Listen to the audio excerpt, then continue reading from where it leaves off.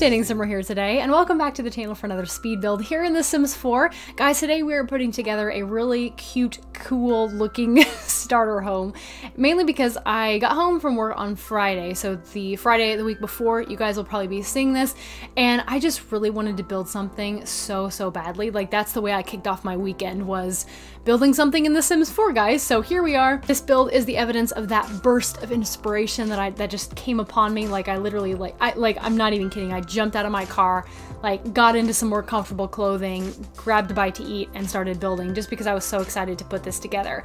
So I am building this for a specific household that I haven't yet begun playing, but will perhaps begin playing in the near future. So there was a little bit of inspiration going into this build. There's a reason why it's called the Ivory Starter, at least that's what I'm thinking I'm gonna call it right now, because this build is very white, and obviously some of the elements we're putting together right now don't look super along those lines, but it ends up being, you know, white is a pretty dominant color in this build.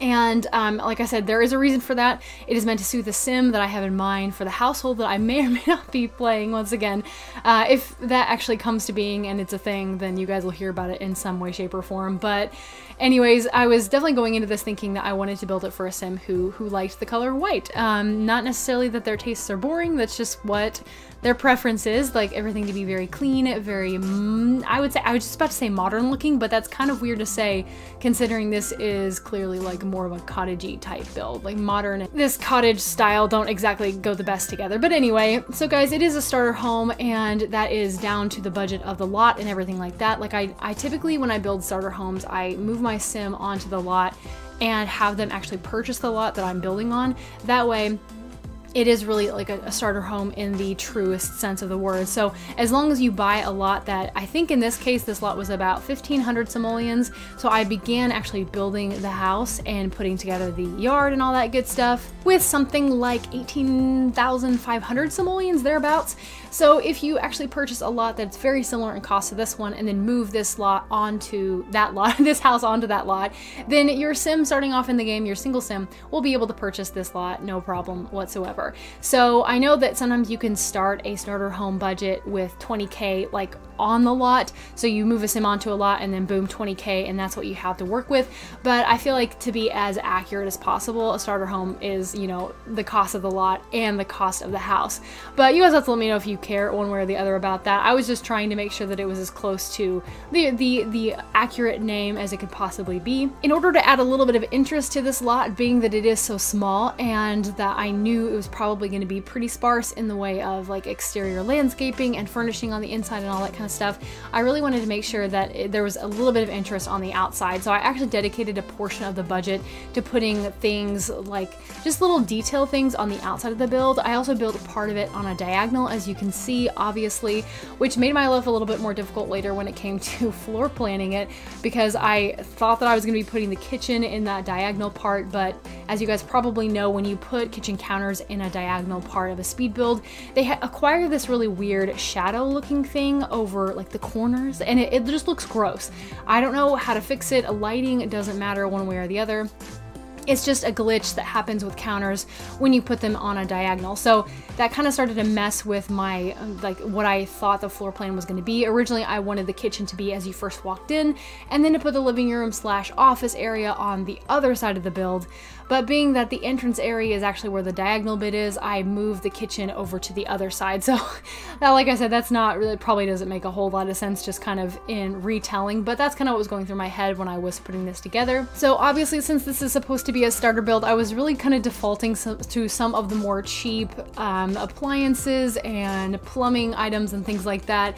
The kitchen itself is actually pretty small as well.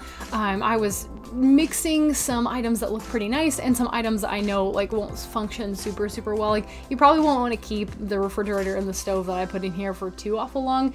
I don't remember if they're the worst of the worst, but they're kind of close. So you might not want to keep them forever in a day, but you know, they'll work for your starting sim until they get on their feet with a job or something like that, or they've collected stuff. You guys have to let me know if many of you do like the standard Sims 4 thing and like go collecting with your Sims. Like if you start a brand new household and you decide to make them like start from scratch, no money cheats, nothing like that, do you tend to like send them collecting like a lot of people do when starting Let's Plays and things like that? Or do you like put them in a career or like have them acquire a skill that earns them money instead? Personally, I've seen, like just me personally, I've seen the collecting thing so much that I tend to shy away from that now when I'm like starting up a brand new household and I'm wanting to stick to a starter budget. It's just like something I've done so much and seen so much that I just kind of like go other routes when it comes to money making. But I actually really love building up households from scratch. I really enjoy that aspect of like the rags to riches style. I know true rags to riches style is more like just starting on an empty blank lot and literally building up from nothing. But starter budget, like starting off with that budget is actually kind of difficult too, because you don't really get a ton for your money in most cases. Typically you have to compromise between something that looks nice and something that has a lot of items, and it's really hard to find something that is a nice happy medium of those two things. So when I build starter homes, I like to try to combine as many elements of those two things as possible.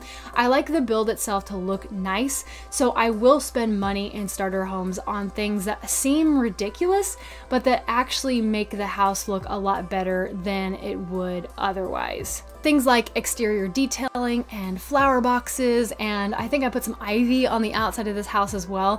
Things like that that seem kind of ridiculous to put your money toward. I like putting my money toward those things in starter homes because I think that makes them look a little nicer. It doesn't make them look like starter homes all the time. Really, in this case, I feel like, especially from the outside, the lack of landscaping and the size are kind of more what give it away as a starter home. I try to make it like look kind of deceptive though, if that makes sense at all. I like it to not look directly like a starter home when you're first looking at it. I did this really cool little thing, I think, at least over in the living room area, where I merged one of those corner couches into the wall a little bit and kind of made this like kind of cool little corner living room. I didn't have a lot of space to work with over in that area. Once again, I was kind of thinking originally that was going to be the kitchen. That was kind of more a fault on my part. I should have planned for it a little better. But by the time I put out the floor plan and kind of had messed with it a lot, I really didn't want to change it around too much more because I had found something that pretty well worked. So the living room ended up being smaller than I initially thought, but I feel like that all things considered, it turned out looking pretty okay. I mean, the sim that I'm intending for this house is just a single sim, so you don't really need a lot of room when it comes to lounging or anything like that. Probably later on as the sim adds to their family, or if you choose to play in this house as your sim adds to their family, you'll probably want to expand the living space a little bit more. But to be fair, the kitchen area is actually reasonably large. Again, the kitchen area was what I had intended to be the living room area, and like the office and all that kind of mixed into one, but it ends up being a pretty nice size kitchen and dining area. So, you know, you kind of compromise on the one aspect and you get better space on the other. There is also a backyard area of this house, as you guys can probably see flying back and forth across the camera a couple of times. I did fence it off, and again, that's another one of those kind of unnecessary expenses probably, but it makes the backyard look really put together compared to if I had just left it completely open. At least that's my opinion, of course. Now, just a quick little disclaimer, kind of as we're already beginning to get close to the end of the build. I did do some things differently off camera compared to what the build looks like when it's finalized here in just a minute or two, namely with the backyard area and with the laundry stuff. You guys probably saw me put in a washer and a dryer earlier on in the build. They're actually in the kitchen area, kind of over in a corner. Later on, I sold off the washer and dryer and bought the clothesline and the wash bucket, and I put those outside. The reason for that is that I was really needing just a little bit more money to buy a couple of other things. I didn't put much in the way of skill building items in this house because, well, like I have a bookcase, and you can build a lot of skills from the bookcase as long as you can buy the book. But I wanted there to be like an actual item or two in this house. So I ended up putting some planter boxes in the back. They're actually those little round, like the little circular planter pot type things. And that is of course because I intend this and to live in this house to be a gardener. And I wanted there to be like a definite concrete skill building item. And so I later end up off camera having to sell off the washer and dryer and then replace it with the more rusticy looking alternatives. But guys, we're already rounding off the build here, and I just want to thank you so much for watching today. And this is available on the gallery. I always forget to say that, but you can check out the details for that in the description below. But guys, I hope you are having the best of days, and I will see you very soon. Bye!